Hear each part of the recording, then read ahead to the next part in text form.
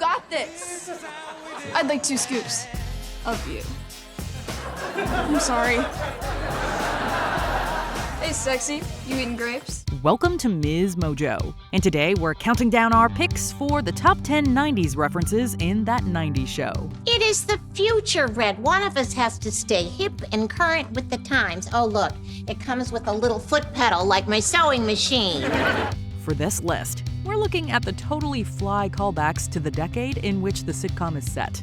Some plot points from that 70s show sequel series will be discussed, so to save you from bugging out, this is your spoiler alert. Which 90s throwback roused your nostalgia? Give us the 411 in the comments.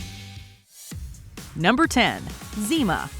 In the pilot episode, Eric and Donna are adjusting to being upstairs people after spending much of their teen years in the foreman's basement. Why is it so smoky? Oh, God, the popcorn! Enjoying yourselves, kids? You're upstairs people now. They still get to be a part of a circle, only this time the recreational activity is a little different. While worrying about his daughter, Eric throws back a bottle of Zima. I knew it would happen. Just not this soon. Quit worrying, Eric. Leia will be fine.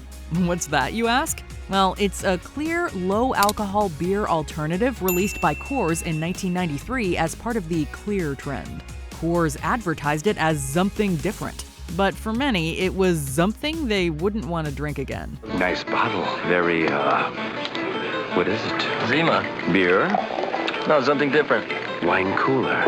Not so sweet, try a sip. Still, it wasn't discontinued in the US until 2008, and even made brief comebacks in 2017 and 2018. Okay, Eric. No more Zima for you. Nah, you're right. I'm flying. Number 9. The Real World. Desperate to prove she's cool, Leia drags her grandmother to some stranger's house to track down a copy of the movie Clerks. However, we and Kitty get a blast from the past when the door opens. Oh, man. Halloween snuck up on me again. Hey, listen, I don't have any candy, man. Spacey as ever, Leo goes on about the reality show The Real World, which premiered in 1992. You know what I've been watching a ton of lately? The Real World. Because think about it. If that's the real world, what's all this?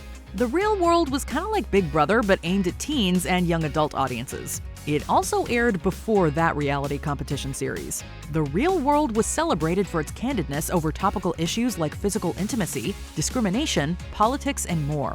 I knew she was into stereotypes. I knew she had no idea to how I grew up, you know, what I was about really as a person. It didn't end until 2019, although it underwent several structure changes over the years. Hey, MTV, I'm Leo, man. I'm 74 years young, and I'd be perfect for the real world, man.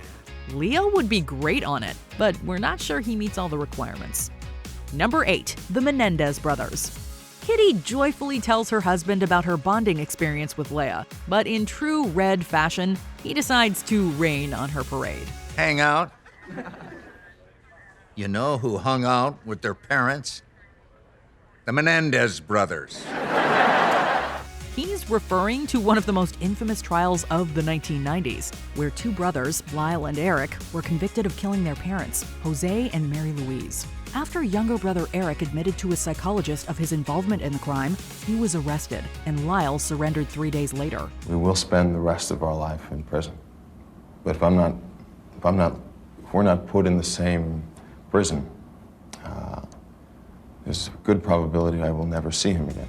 Their trial, starting in 1993, was broadcast on Court TV, creating a significant nationwide buzz. In 1996, they were convicted and sentenced to life without parole, and they're still in prison as of writing. Still, their case has been well documented across popular culture ever since. The brothers Jarman are real sentimental about their old homestead.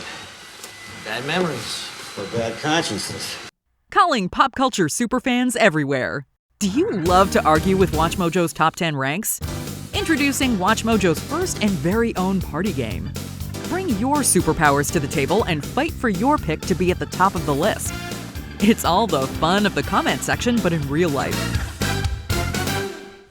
Number 7. Riot Girl. The foreman's neighbor and Leia's new bestie Gwen prides herself on being a devoted riot girl. Placing all of your value in the hands of a man is just giving it away, and the direct result of living in an oppressive, patriarchal society. She read the Riot Girl manifesto and won't shut up about it. She occasionally talks about the movement, reads their magazines, and even has the name plastered on her bedroom wall. But what exactly is Riot Girl? It's a subcultural movement in feminism started in the early 90s that combines gender equality with the punk subculture. They wanted to create a place for women to hear and see each other, and they wanted to do it without assimilating to male standards. Women formed bands and created music to fight against the predominantly male music genre and the sexism they'd experienced within. Gwen definitely looks the part, but maybe she needs to read a few more zines to totally embrace her inner riot girl. I was trying to empower you, but to be honest, I only skimmed that whole Riot Girl thing. But if I had to guess what it's all about, you should get to do what you want without anyone holding you back. Number 6. Grunge fashion. While the roots of grunge can be traced back to music as early as the 1960s and 70s, the musical genre as it's known today experienced its heydays in the late 80s and 90s. Followers of the movement tended to dress in thrift store or thrift store looking pieces, opting for casual, loose, genderless styles such as ripped jeans, combat boots, slogan t-shirts, and a lot of flannel. While the fashion and movement aren't mentioned by name in the series, you can see grunge's influence throughout. A great example is during the group's first circle, when they, but especially Gwen, becomes enamored with a box of Red's old shirts. Grandpa's body's hungry. I'll get snacks. What do you guys want? Raisin bran. Raisin bran. Nikki even points out how hot Nate would look wearing one. Oh, you'd look so good in this, babe. Like a hot lumberjack. Makes me want to do stuff with you in the woods. It's a hella cool way to acknowledge one of the decade's biggest trends. Number 5. That very 90s playlist.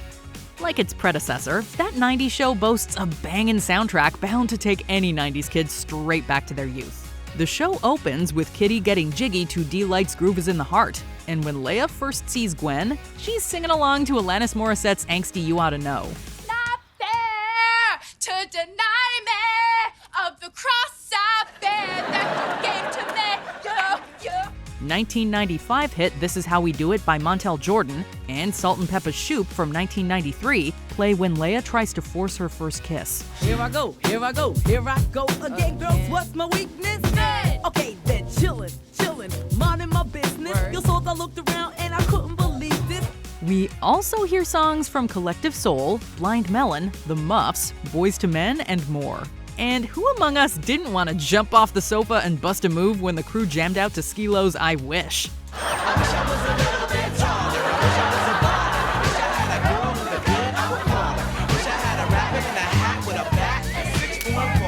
Number 4. Beverly Hills 90210. Leia descends into a sad hole after her non-breakup with Jay. She works through her feelings by obsessively watching teen drama Beverly Hills 90210. This show is the only thing getting me through my breakup with Jay. Oh, I know you're hurting. But again, you actually have to date someone to break up with them.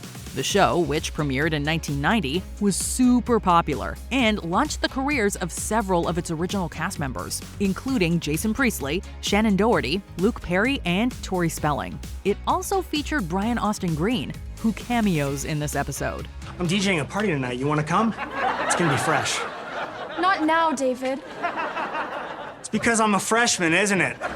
We even get a few 90210-style fantasy sequences, each funnier than the last. Leia also imagines David Silver, played by Green, turning up to her party. Thank you for coming to my birthday, David.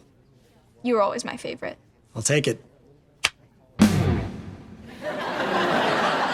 are you talking to?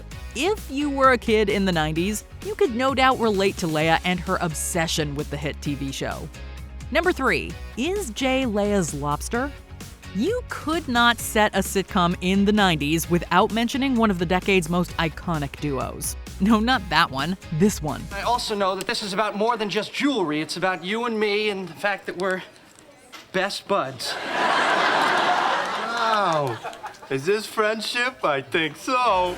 In Rave, Leia and Jay struggle to land on the same page regarding their relationship, leading to arguably the most quintessentially 90s conversations imaginable. Jay's hoping that he's Leia's lobster, but she has more of a chicken duck vibe in mind. Wait, friends? Yeah. Like Ross and Rachel? More like Joey and Chandler. Friends was one of the biggest hits of the decade, and a worldwide sensation. So a 90s show shout-out is the perfect inclusion. Is Jay Leia's lobster? See? He's her lobster. Who knows? Still, we couldn't be more invested in this on-again, off-again love story, and we really want to see where it goes. Number 2, video rental stores. Before streaming giants brought entertainment directly into our homes, people visited these magical places called video rental stores. Maybe you're overthinking this. Could we fast forward to the part where you pick a movie? Oh, fast forward. That is clever. I should send that in to Leno. Like Leia, many of us spent far too long looking for the perfect movie only to learn it's already been rented. Still, watching Leia browse the shelves and seeing all the snacks behind the counter hit us hard with nostalgia. Crud, it's out. Some guy has had it for 6 weeks. Leia tells her grandma her favorite movie is Free Willy, a heartwarming family drama from 1993. However, she worries it's not cool enough and settles on Clerks instead. But she knows very little about the 1994 comedy written, directed, and featuring Kevin Smith. So what are we watching? My favorite movie, Clerks, starring Kevin Smith. I'll take a slice of that. Okay. We hope she at least remembered to be kind and rewind. Number 1, the internet age. That 90s show is full of technological throwbacks, from the Foreman's VCR to Leia's disposable camera. However, 1995 was the year the internet really took off, and we were all getting acquainted with email, instant messaging, and the World Wide Web. Millions of Americans own a personal computer. If you're one of them, you can now glimpse the future with nothing more than a modem, a phone line, and a few dollars a month. Kitty jumps on the bandwagon and buys a computer, which Ozzy helps her set up. Watching her grapple with this new technology is hilarious. From learning what the mouse does to a slight fear the government is listening. Yes, the president can see you right now. I know you're kidding. But just in case you're not, hi, Bill, loved you on Arsenio. The sound of dial-up will forever be like nails on a chalkboard to those of us who endured it. But Kitty's description of the noise is a pretty apt and still relevant commentary on the internet as a whole.